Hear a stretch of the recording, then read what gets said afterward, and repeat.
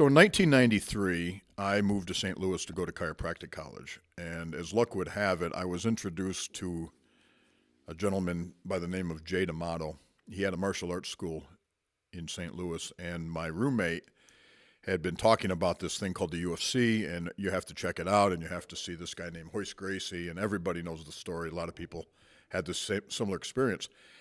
What I was fortunate enough to have happen to me was to meet Jay, and Jay had this martial arts school called California Martial Arts Academy.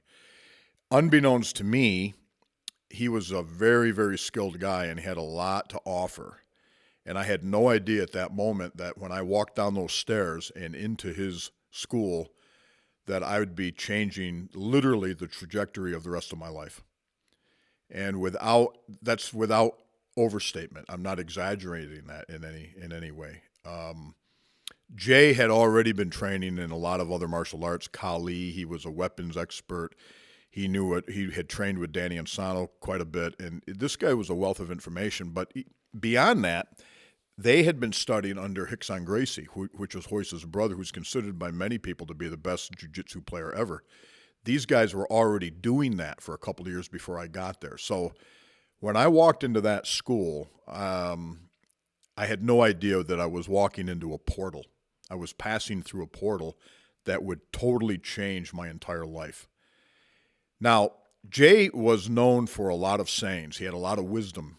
And one of the first things he said to me was, "You're not winning if you're losing. So first, don't lose."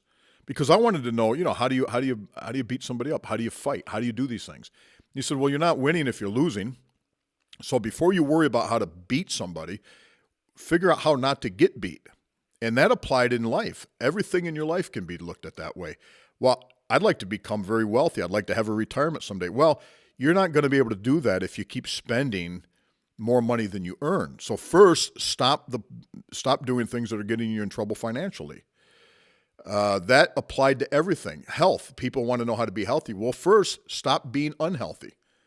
So that's a principle that I think would benefit every single person. And if you think about it, you can find ways to apply it in all aspects of your life, not just in martial arts or a particular area of your life, but in all aspects of your life.